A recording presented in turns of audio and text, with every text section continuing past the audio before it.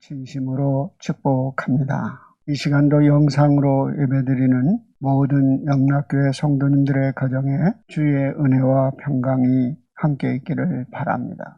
구약 성경에 나오는 인물들의 이야기를 담은 유대인의 미드라시라는 책에 이러한 이야기가 있습니다. 어느 날 다윗이 전쟁에서 승리하고 기쁨으로 돌아왔습니다. 그래서 그를 기념하기 위해서 반지를 만들려고 했습니다. 그래서 보석 세공인을 불러서 다윗은 다음과 같은 명령을 합니다. 반지를 만들어 오되 거기에 내가 큰 승리로 인하여 기쁨을 얻게 하지 못할 때 그것을 조절할 수 있는 글귀를 새겨 넣어라. 동시에 내가 절망과 낙심 가운데 빠져 있을 때 그 반지의 글귀를 보고 용기를 낼 수 있는 글귀를 적어 오라는 것이었습니다. 세공업자는 열심히 반지를 만들었습니다. 그러나 반지에 적당한 글귀가 어떤 글을 써야 되는지 잘 생각나지 않아서 솔로몬 왕자를 찾아가서 물었습니다. 그랬더니 솔로몬이 하는 이야기가 반지에 이렇게 적어 넣어라. 이 또한 곧 지나가리라. 이 또한 지나가리라. 승리한 일도 기쁨의 일도 지나가리라. 실패와 낙심과 절망도 지나가리라. 그러므로 항상 우리는 결국 현실의 문제에 집착하지 않고 결국 미래의 희망을 갖고 살아가라는 말씀입니다. 오늘 본문의 표제는 믹담시란 말로 표현되어 있습니다. 믹담시란 말은 죄를 덮는 속죄의 시편이라는 의미와 황금의 시라고 해석하기도 합니다. 그리고 오늘 본문의 표제에 보면 알다스웻에 맞춘 뇌라는 표현이 있습니다. 알다스웻은 멸망시키지 마소서, 나를 죽이지 마소서, 나를 파괴시키지 마소서, 나를 절망 가운데 두지 마소서 하는 탄식의 기도라고 볼 수 있습니다. 시편 150개의 시편 중에 알다스웻에 맞춘 노래라는 표제가 붙어 있는 편은 총 4편으로 되어 있습니다. 57편, 58편, 59편, 시편 75편이 알다스웻의 다윗이 절망적인 상황에서 부른 기도라고 볼 수 있습니다. 죽음의 골짜기를 여러 번 통과하면서 죽음에 대한 두려움을 느꼈던 다윗은 결국 기약할 수 없는 내일을 생각하며 탄식으로 하나님께 드린 기도인 것입니다. 오늘 또한 시편의 배경은 사무엘상 22장, 23장, 24장을 배경으로 하고 있습니다. 오늘 시편 57편엔 사울왕이 다윗을 죽이려고 끊임없이 추격하고 다윗은 도망자의 신세가 되어 광야와 동굴에서 살아갈 때 지은 시라고 볼 수 있습니다. 다윗이 골리앗을 쓰러뜨리고 난 후부터 백성들의 인기가 사울에게서 다윗에게로 끌리자 사울왕은 시기하기 시작합니다. 그래서 다윗을 그냥 두었다가는 다윗 왕자가 될 것이라는 요나단을 제치고 다윗이 왕이 될 것이라는 두려움을 가졌는지 다윗을 어떻게 하든지 잡아 죽이려고 결사대를 조직합니다. 전국에 지명수배를 내리고 3,000명의 군대를 동원하여 다윗을 집요하게 추적합니다. 누구라도 다윗을 도와주면 반역죄로 다스리기 때문에 다윗은 사람들을 피하여 산속이나 사막 동굴로 피신할 수밖에 없는 상황이었습니다. 다윗에게 잘못이 있다면 오로지 하나님을 의지하고 자기 나라를 구원하기 위하여 골리앗과 전쟁에 싸워서 승리한 것뿐인데, 그런데 사울왕은 자신이 가지고 있는 왕권을 통해서 다윗을 죽이는 일에 모든 에너지를 쏟고 있는 모습을 보게 됩니다. 국가적 영웅으로 존귀하게 대접을 받아도 시원치 않을 판에 반역죄로 물려 도망자가 되어 광야의 동굴을 전진하며 살아가는 다윗의 모습을 상상해 보십시오. 다윗의 인생에서 가장 어두웠던 순간은 동굴에 있었던 때인 것입니다. 다윗은 사울왕에게 쫓아 생애 중에 첫 번째 동굴은 시편 142편의 배경이 된 아둘람 동굴이 있었습니다. 아둘람 동굴은 억울한 자, 원통한 자, 비굴한 자, 고통받는 사람들이 함께 모여 다윗이 머물러 생활했던 곳이며 아둘람의 뜻이란 피난처란 요새라는 뜻을 갖고 있습니다. 또 다윗은 두 번째 동굴은 사해 옆에 있는 엔게디 동굴에 머물러 있었습니다. 엔게디는 사냥의 샘물이라는 뜻을 갖고 있어요. 지금도 보면 사해바다 바로 옆에 거기 샘물, 엔게디 샘물이 있습니다. 이 믿음의 사람들은 어려운 상황을 만날 때 최고로 할 수 있는 일은 하나님을 붙드는 기름을 기억해야 합니다. 힘들고 어려운 상황이지만 주님이 오시고 주님을 맞아들이면 어두움이 사라질 것입니다. 우리의 고통의 시간을 하나님께 기도하고 하나님을 바라보며 기도할 때 하나님은 새벽을 깨워 주실 것입니다. 성도 여러분, 지금 무엇 때문에 희망이 보이지 않는 삶을 살아가고 있습니까? 그렇다면 기도의 날개를 펼치십시오. 하나님이 우리에게 도움이 되셔서 우리를 보호하셔서 절망적인 동굴과 같은 어두운 상황 속에서 우리를 일깨워 주실 줄 믿습니다. 오늘의 본문의 말씀을 통해서 우리에게 주는 몇 가지 교훈을 생각해 보고자 합니다. 첫째로 고난 가운데 하나님의 자비를 구하는 기도를 드려야 한다는 것입니다. 억울한 일을 당할 때, 어려움을 당할 때 가장 두려운 순간에 피할 곳이 있다는 것은 우리에게 큰 위로와 희망입니다. 우리의 삶에 어떤 문제가 있을 때 피할 곳이, 의지할 곳이 없다는 것이 우리에게 절망인 것입니다.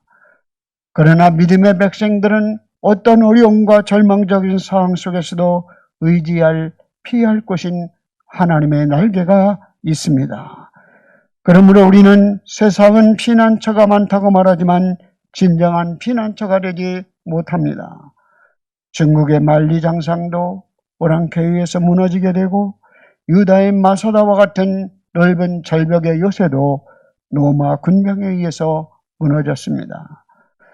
유사 피난처가 많지만 진정한 피난처는 전능하신 하나님께 갈 때 이루어지는 줄 믿습니다. 시편 46편 1절에 하나님은 우리의 피난처시요 힘이시니 환난 중에 만날 큰 도움이시라고 말씀합니다. 오늘도 여러분의 삶에 피할 길은 오직 하나님께 있음을 깨닫고 어려움과 고통의 상황 속에서 여러분이 무엇을 기도해야 합니까? 그 기도는 하나님의 긍휼과 하나님의 은혜를 베푸소서라고 기도해야 할 것입니다. 오늘 본문의 1절에 하나님 내게 은혜를 베푸소서라고 말씀하고 있지만 정확하게 상황적으로 볼 때는 자비라는 표현이 더 맞기에 NIV 성경도 머시온이라 해서 하나님 자비를 베풀어 주옵소서라고 번역되어 있습니다. 내 영혼이 주께 비하되 주의 날개 그늘 아래서 내 재앙이 지나가기까지 피하리다라고 말씀합니다. 여러분, 가장 위대한 기도는 하나님의 자비를 베풀어 달라고 기도하는 것입니다. 가장 겸손한 기도는 자비를 베풀어 달라고 하나님께 기도하는 것입니다. 하나님의 자비는 어떤 때는 우리의 위험한 환경을 완전히 없애주지 않아도 위험한 상황 속에서 하나님이 우리의 그늘이 되시고 우리의 보호자가 되어 주십니다. 그러므로 우리는 어떤 절망적인 상황이 있을 때, 생명의 위협을 느낄 때 우리가 해야 할 일은 하나님 자비를 베풀어 주옵소서라고 기도하는 것입니다. 천주교의 기도문 중에 하나님 자비를 베푸소서라는 기도문이 있습니다. 저 거룩하신 하나님, 전능하시고 영원하신 하나님, 저와 온 세상에 자비를 베푸소서, 저와 온 세상에 자비를 베푸소서 반복적인 기도를 드립니다. 여러분, 하나님께서 우리를 이렇게 자비를 베풀어 달라고 기도할 때 은혜가 내려지는 거예요.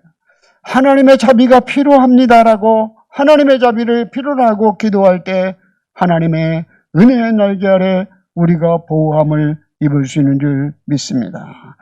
오늘 본문의 독수리가 그 깃으로 새끼를 보둥같이, 제가 어린 시절에 보면 매가 하늘에 뜨면 어미새가 꼬꼬꼬 하면서 날갯을 펼치면 새끼들이 다 그 기단으로 들어갑니다. 그러면 매가 채가지 못해요. 그러나 어미 말을 듣지 않고 혼자 있으면 순간적으로 매가 채갑니다. 저는 매가 새끼 병아리를 채가는 걸 3번이나 봤습니다. 그런데 온전히 이렇게 하나님이 우리를 보호하시리라. 주의 날개로 전능자의 그늘 아래 우리가 피할 수 있게 하신다는 것입니다. 여러분, 시편 102편 1절에 보면 여호와여 내 기도를 들으시고 나의 부르짖음이 주께 상달되게 하여 주옵소서. 나에게 이 절망적인 상황을 해결해 줄 수 있는 분은 전능하신 하나님밖에 없으니 은혜를 베푸시고 자비를 베풀어 달라고 기도하시기 바랍니다. 여러분, 사실 신정 위험한 상황이 있을 때, 절박한 상황이 있을 때 우리 기도는 단순합니다. 짧습니다. 여러분, 내가 절망적인 상황 속에서 뭘 하나님께 기도하겠어요? 제발 살려주세요. 하나님 도와주세요. 딱 한 번만 용서해 주세요. 긍휼을 베풀어 달라고 짧은 단식의 기도를 드리게 되는 것입니다. 더 나아가서 오늘 주의 날개의 보호함을 입는다는 것은 거룩한 성소의 법궤 위에 있는 그룹의 보좌의 천사의 2 날개인 것입니다. 시온자라는 천사의 2 날개로 뚜껑이 덮여져 있습니다. 그룹으로. 그래서 다윗은 그 천사의 거룩한 성소의 그 보좌에 있는 성소의 법궤의 뚜껑을 생각하며 인생의 아픔과 고통과 환난 가운데 있으면 그 전능자의 그늘 아래 머물러야 한다고 생각했던 것 같습니다. 그러면서 2절에 보면 내가 지존하신 하나님께 부르짖으며, 지존하신 하나님은 엘리온이라는 단어를 사용합니다. 엘리온이라는 단어는 가장 높으신 하나님이라는 뜻입니다. 신중에 가장 뛰어난 하나님이요, 높으신 하나님이요, 나의 기도를 들어주옵소서. 나를 위하여 모든 것을 이루시는 하나님께로다. 나의 원통함을 아시고 나의 고통을 아시고 나의 처한 환경을 가장 잘 아시는 분이 하나님이기에 나의 모든 것을 이루시는 하나님께 부르짖어 기도하였다고 말씀하고 있는 것입니다. 여러분, 하나님은 나의 모든 것, 여러분의 억울함, 여러분의 슬픔, 여러분의 고통, 여러분의 아픔, 여러분의 상처를 누구보다도 잘 알기에 그 하나님께 자비를 구하면 나를 위하여 모든 것을 이루시는 가장 높으신 하나님을 만날 수 있는 줄 믿습니다. 시편 91편 1절 이하에 보면 지존자의 은밀한 곳에 거주하면서 전능자의 그늘 아래 사는 자여, 나는 여호와를 향하여 말하기를 그는 나의 피난처시요 나의 요새시요 내가 의뢰하는 하나님이시라. 이는 그가 너를 새 사냥꾼의 올무에서와 심한 전염병에서 건지실 것임이라고 말씀합니다. 그 당시 광야에서는 전염병으로 죽는 사람들이 너무나 많았습니다. 지금 코로나로 우리를 위협한다 할지라도 전능자의 그늘에 보호하심을 입을 때 우리는 지키심과 보호하심을 입을 수 있는 줄 믿습니다. 오늘 3절의 말씀은 그가 하늘에서 보내사 나를 삼키려는 자를 비방해서 나를 구원하실지라. 셀라. 이 말은, 셀라란 말은 추임새와 같은 거예요. 내가 아싸, 이제 하나님이 나를 그 절망 가운데 구원하실 거야. 확신이 드니까 셀라 하는 거예요. 마치 춘향이가 고통 중에 있을 때 아맹어서 출도요라는 소식을 듣고 셀라 아싸 하는 거예요. 이런 추임새와 같은 거예요. 우리의 삶 속에서 이러한 고통대에서는 확신이 들 때 하는 그러한 그 고백이 셀라인 것입니다. 하나님은 그의 인자와 진리를 보내신다고 말씀합니다. 이 말씀이 참 중요합니다. 시편 107편 21절에 보면 그가 그의 말씀을 보내서 그를 고치시고 위험한 지경에서 건지시는도다. 말씀을 보내시고 오늘 또 인자와 진리를 보내신다고 말씀하는데 인자는 뭐예요? 어떠한 상황 속에서도 변함없는 하나님의 사랑이 내게 미치기에 하나님이 나를 지켜줄 것이라는 믿음인 것입니다. 진리란 무엇입니까? 진리의 하나님은 의로운 하나님이기에 어떠한 상황 속에서도 하나님이 의가 나타나서 억울함을 풀어주실 것이라는 믿음인 것입니다. 오늘도 우리의 삶 속에 억울함이 있습니까? 그러면 하나님의 진리로 찾아오셔서 여러분을 하나님의 의로 여러분의 삶의 자리를 세워주실 것이며 여러분의 억울함을 풀어주실 줄 믿습니다. 여러분이 하나님이 사랑이 떠났다고 생각합니까? 하나님의 언약적 사랑은 절대로 변함이 없기 때문에 오늘의 말씀을 통해서 하나님은 우리에게 변함없는 사랑으로 우리를 지키시고 보호하시는 줄 믿습니다.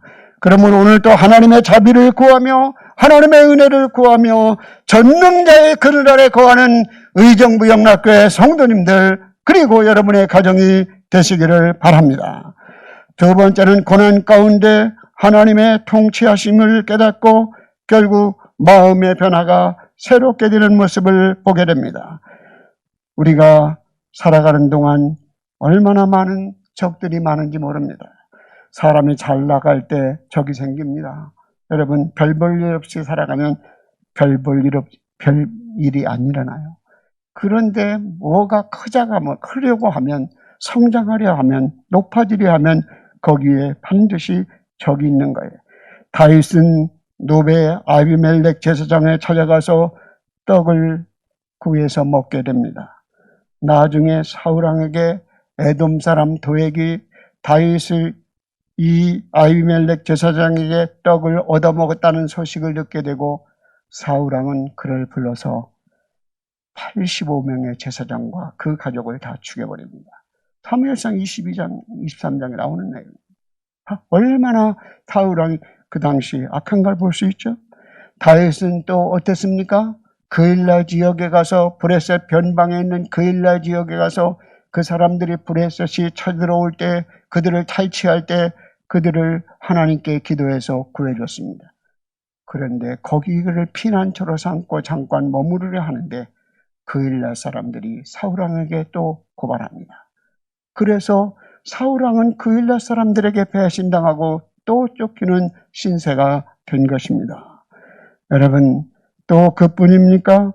사울왕은 정말 자기 주변에 얼마나 많은 사람들이 악한 말로 자기를 모함하고 배신하는 사람이 많았는지 모릅니다. 그래서 얼마나 고통을 당했는지 몰라요. 여러분 다윗이 결국은 상처의 배신감을 안겨주는 사람들은 멀리 있는 사람들이 아니라 가까이 있는 사람들이었습니다. 사람의 악함은 말과 혀에서 나온다는 말이 있습니다. 주변 사람들이 다윗을 거짓과 모함으로 다윗을 사자같이 물어뜯고 불사르는 중에 누워있는 것 같이 생명의 위협에 노출되어 있었습니다. 마치 다니엘을 생각하며 믿음을 지키기 위하여 사자굴에도 그리고 불굴에 들어간 다니엘의 제 친구를 생각하게 하는 다윗의 기도라고 볼 수 있습니다.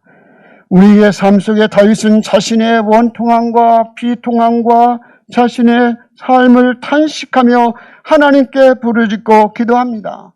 시편의 3분의 1이 탄식시라는 것을 알게 됩니다. 그런데 산식으로 끝나면 진정한 믿음이 없습니다. 믿음에 물을 수가 없습니다. 반드시 탄식의 기도 위에 감사와 찬양으로 바뀌는 것이 다윗의 키의 특징인 것입니다. 우리가 하나님을 향하여 탄식과 원망하는 마음을 내려놓는다는 것, 기도한다는 것은 잘못들이 일이 아닌 것입니다. 진정한 치유와 회복의 시작은 자신의 아픔과 상처를 드러낼 때 이루어지기 때문입니다. 상담학에서도 가장 중요한 것이 그 사람을 진정 치유하기 위해서는 그 사람의 내면의 아픔과 상처를 숨기지 않고 다 내려놓을 때 진정한 치유가 이루어지는 것입니다. 우리는 전능자 하나님 앞에 나와 우리의 마음의 아픔과 탄식과 원망을 다 내려놓고 기도할 때 하나님의 역사가 이루어지는 줄 믿습니다. 우리의 언통함과 우리의 억울함을 풀어주시는 하나님의 음성을 듣게 될 것입니다. 거짓과 악을 행하려는 사람들은 자신의 악행이 자신에게 돌아오는 부메랑이 되어 버립니다. 그래서 그들은 오늘 본문의 말씀에 자신들이 판 구렁텅이에 빠지게 될 것이라고 말씀합니다. 그리고 그뿐만 아닙니다. 하나님의 의가 그들 가운데 미쳤다고 표현하고 있는 것, 이르렀다고 표현하고 있는 것입니다. 여러분, 오늘 6절에 보면 하나님께서 악인의 계획과 걸음을 막으시고 그들이 판 웅덩이에서 빠졌도다 완료형을 쓰고 있습니다. 결국은 그들이 나를 괴롭히고 있지만 그러나 그들은 악의 부메랑이 되어 결국 그들은 그 구렁텅이에 빠질 것이라는 믿음을 갖고 있었던 것입니다. 그뿐만 아니라 하나님의 통치가 자신에게만 미치는 것이 아니라 악인에게도 온 우주 가운데 미쳐서 하나님의 영광이 드러난다는 것을 5절에 고백하고 있는 것입니다. 하나님의 통치는 영원하지만 악인의 통치는 잠깐인 것입니다. 하나님이여 주는 하늘 위에 높이 올리시며 들리시며 주의 영광이 온 세계 위에 높아지기를 원하나이다. 다윗의 기도는 하나님이 높이셔서 영광 받으시고 온 세계 위에 드러나게 해달라고 기도합니다. 하나님의 통치가 우리의 삶의 자리에서 역사하시기 때문에 우리는 어떤 어려움도 이길 수 있습니다. 여러분, 깨닫는다는 것은 새로운 것을 얻는 것이 아니라 가려진 것을 벗겨내는 거예요. 우리의 문제 때문에 알지 못하는 거죠. 그러나 깨닫게 되면 우리의 문제가 벗겨지고 주님을 보게 되는 것입니다. 우리의 삶의 문제 때문에 하나님이 가려져 있습니다. 하나님이 살아계시지 않는 것처럼, 나를 사랑하시지 않는 것처럼, 내 믿음이 헛된 것처럼 가려져 있습니다. 그러나 우리가 주님 앞에 탄식으로 기도할 때 삶의 자리에서 일상의 삶 가운데 하나님을 음성을 듣고 하나님을 발견하면 기쁨이 오는 것입니다. 우리의 일상의 삶 가운데 기쁨을 누릴 수 있는 사람이 가장 행복한 사람이라고 볼 수 있습니다. 다윗의 삶은 어려움 속에서 자신은 연약한 존재라는 걸 깨닫게 되고 자비가 필요하다는 것을 깨닫게 되고 하나님의 선하시고 의로우시다는 것을 발견하여 탄식 위에 결국은 하나님 자신을 발견하고 하나님을 하나님을 찬양하며 새롭게 감사함으로 바뀌는 모습을 보게 됩니다. 이 모든 것은 예배를 통하여 우리가 하나님을 새롭게 만날 수 있는 것입니다. 그러므로 성도들은 무엇보다도 예배의 회복을 이루어야 합니다. 예배를 통하여 하나님을 누구인가를 알 수 있습니다. 예배를 통하여 하나님의 위대하심과 선하심을 알 수 있습니다. 예배를 통하여 하나님을 하나님 되게 알 수 있습니다. 예배를 통하여 하나님께 집중할 때 믿음이 생겨납니다. 고통과 탄식 가운데 하나님을 찬양할 때 하나님의 통치가 완전하시고 의로우심을 깨닫게 됩니다. 하나님의 통치가 온 우주 가운데 미치고 있다는 것을 발견하게 됩니다. 가장 어두운 밤의 고통을 견뎌낼 때 가장 빛나는 새벽을 맞이할 수 있음을 생각해야 합니다. 주님의 통치가 이루어지는 곳에 어두움은 빛을 이기지 못합니다. 불의함은 의를 이기지 못합니다. 거짓은 진실을 이기지 못합니다. 다윗의 현실은 여전히 고통스러운 일이었지만 내가 하나님을 생각하면 마음을 새롭게 하신 것입니다. 믿음의 눈으로 자신의 현실을 바라보면 낙심되고 위축되는 상황 속에서도 우리는 영원하신 하나님을 만날 수 있고 그 하나님으로 인하여 새 힘을 얻을 수 있는 줄 믿습니다. 시편 138편 3절에 내가 간구하는 날에 주께서 응답하시고 내 영혼에 힘을 주어 나를 강하게 하셨나이다라고 말씀합니다. 오늘도 탄식을 주님 앞에 내려놓을 때 하나님의 통치가 우주 가운데 미치고 나를 괴롭히는 사람을 악인을 하나님께서 그들의 악이 부메랑이 되어 간다는 것을 믿음으로 받아들이며 승리하는 탄식이 변하여 찬송이 되는 은혜가 있기를 바랍니다. 여러분, 오늘 말씀에 보면 5절과 10절이 아주 다르게 비춰지고 있습니다. 여러분, 오늘 10절에 보면 무릇 주의 인자는 커서 하늘에 미치고 주의 진리는 궁창에 일어나나이다. 우리는 3절 후반절 하나님은 그의 인자와 진리를 보내시리로다라고 말했는데 이제는 하나님을 발견하고 난 후에 주의 인자가 커서 하늘에 이미 미쳤고 주의 인자가 궁창에서 이르렀다고 확신을 갖고 고백하는 모습을 보게 되잖아요.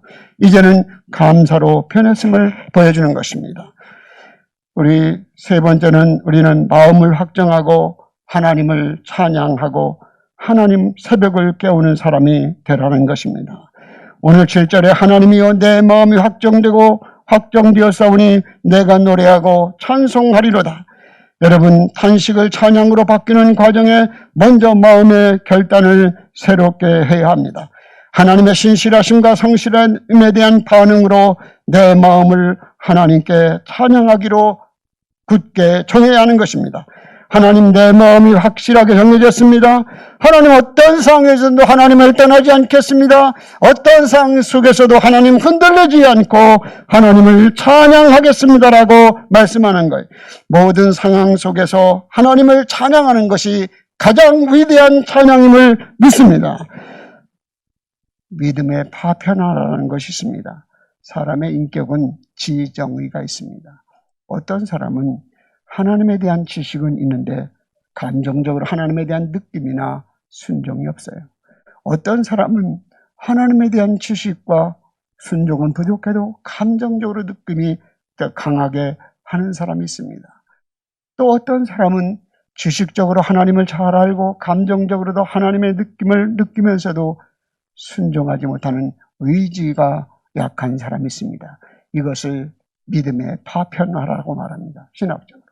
그러니까 우리는 믿음의 파편화가 이루어진 성도들이 너무나 많은 거예요. 오늘 이 시편의 기자는 뭐라고 말씀합니까? 지식적으로 이해되지 않는 상황이 있을 수도 있습니다. 감성적으로 내키지 않는 상황일 수도 있습니다. 그러나 의지적으로 하나님을 찬양하기로 결단했다고 고백합니다. 인생의 어려움 속에서 지식적으로 감성적으로 찬양할 마음이 내키지 않지만 의지적으로 하나님을 찬양하겠습니다라고 결단하는 것입니다. 내 영혼아 깰지어다 비파 수금아 깰지어다. 여기서 영광은 영혼을 가르치는 말입니다. 내가 새벽을 깨우리로다. 새벽에 오게 하는 것은 하나님의 일이고 새벽을 깨우는 일은 우리가 해야 할 일인 줄 믿습니다. 여러분, 어려운 상황 속에서 더욱 마음을 굳센 의지를 바로 세우기 위하여 오늘도 우리의 삶 속에 믿음이 인격적으로 하나님 앞에 지적으로 또 감성적, 정적으로 의지적으로 하나님께 온전히 드려질 수 있기를 바랍니다. 내 영혼이 새로운 깨달음으로 검은고와 수금을 찬양하며 새벽을 깨우겠다는 결단입니다. 어려운 형편에서 낙심되고 좌절하고 무너진 영혼들이 깨어나게 하여 하나님이 이루실 새벽을 기다리는 희망을 가지고 살아가야 합니다. 다윗은 어려운 상황 속에서 하나님께 찬양과 감사의 노래로 하나님께 자신의 마음을 결단을 드리며 새벽을 흔들어 깨우겠다고 말씀합니다. 새벽을 깨운다는 말은 단순히 새벽 기도를 하겠다는 말이 아니라 믿음으로 기다리며 기도하며 내가 새벽을 흔들어 깨워 우리의 영혼을 일깨우는 것이며 우리의 삶의 자리를 변화시키는 새로운 환경으로 만들어가는 것을 의미합니다. 새벽을 깨운다는 것은 하나님이 백성들을 구원하시기 위하여 하나님의 은혜가, 하나님의 임재가 이루어지는 것이 새벽을 깨우는 시간인 것입니다. 하나님이 개입하는 시간이 새벽을 깨우는 시간이요. 예수님은 인간을 구원하시기 위하여 하나님의 아버지의 뜻대로 십자가를 죽이시기로 마음을 정하시고 그 나의 원대로 마옵시고 아버지의 뜻대로 이루어달라고 기도하며 모든 의지적으로 하나님께 전인격적으로 아버지의 뜻에 맡겼습니다. 시편 30편 5절에 그의 노여움은 잠깐이요 그의 은총은 평생이로다. 저녁에는 울음이 깃들지라도 아침에는 기쁨이 오리로다. 믿음의 삶은 막연히 좋은 날을 기다리는 사람이 아니라 현실의 삶에서 믿음의 적극성을 가지고 순종하는 일에 있는 줄 믿습니다. 하나님의 약속의 말씀을 붙들고 기뻐하는 사람이 되십시오. 시편 46편 6절에 하나님은 이 성 중에 계심에 성이 흔들리지 아니할 것이라 새벽에 하나님이 도우시리라고 고백합니다. 여러분, 꿈이 있어야 새벽을 깨울 수 있습니다. 믿음이 있어야 새벽을 깨울 수 있습니다. 우리에게는 깨워야 할 우리에게 영적인 어둠이 있습니다. 지금 많은 사람들이 코로나로 인하여 영적인 우울증에 빠져 있습니다. 신앙적인 흔들리는 사람들이 많이 있습니다. 여러분, 영적인 어둠과 절망에 빠져 있는 가운데 일어날 수 있도록 담대 의지적으로 새벽을 깨우리로다. 하나님 탄식의 자리에서 감사와 찬양으로 예배로 하나님 믿음을 키우고 기도와 말씀으로 믿음을 키우는 귀한 은혜가 있기를 바랍니다. 영적인 우울증에서 벗어나 정말 매임에서 벗어나 하나님께로 나오는 역사가 있기를 바랍니다. 성도들이 맡겨진 자리로 깨어나야 합니다. 사랑으로 하나 되기 위하여 깨어나야 합니다. 우리의 사명을 잘 감당하기 위하여 깨어나야 합니다. 기도와 말씀으로 찬양으로 깨어나야 합니다. 우리 찬양 예배를 9월 26일 주일부터 드리기로 마음을 했습니다. 아무리 기도해도 그냥 이러다 보면 드릴 날이 없어요. 10월 첫째 주 또 공기 임시대체예요. 또 둘째 주도 또 임시대체. 계속 연휴. 그래서 9월 26일부터 찬양 예배를 2시 반에 드립니다. 먼저 우리 교회 직분자들 그리고 셀 리더들, 찬양자들, 교사들만 나와도 교회가 거의 다 채워집니다. 그 찬양 예배를 길게 하지 않고 찬양하고 말씀을 10분 정도에서 새벽 기도처럼 한 3, 40분에 마치도록 이렇게 하려고 그래요. 여러분들의 비록 식사가 제공되진 않지만 함께 새벽을 깨우는 마음으로 우리 함께 예배로 다시금 믿음을 일으키기 위하여 온 성도들이 함께 동참할 수 있기를 바랍니다. 오늘날 우리의 현실은 진정으로 주님이 오셔야만 하는 어려운 상황입니다. 하나님의 인자한 사랑과 의로우신 통치로 말미암아 어두운 동굴에서 삶의 자리로 나와 감사와 찬양의 노래를 부르십시오. 매임의 자리에서 나와 열방을 향하여 하나님이 온 세계 우주 가운데 미친다고 찬양과 감사를 선포하십시오. 우리의 삶의 현실은 짙은 어두움이지만 의지적으로 마음을 확정하고 찬양과 감사의 자리에 나와 새벽을 깨우는 성도님들이 다 되시기를 주의 이름으로 축복합니다. 기도드리겠습니다. 하나님 아버지, 은혜와 사랑을 감사드립니다. 우리의 삶의 환경은 너무나 어렵고 고통스럽고 어렵습니다. 그런 상황 속에서 우리가 절망하고 낙심된 상황 속에서 하나님 찾아오셔서 자비를 구하는 가운데 하나님의 자비가 임하게 하시고 하나님의 통치가 임하게 하셔서 우리의 삶의 자리가 감사와 찬양의 자리가 될 수 있도록 인도하여 주옵소서. 우리가 믿음으로 우리의 인격적으로 주님 앞에 드려져 느낌으로만 지식으로만 주님을 믿는 것이 아니라 순종함으로 의지적으로 마음을 정하고 하나님을 찬양할 수 있게 하여 주시옵소서. 예수님의 이름으로 기도드립니다. 아멘.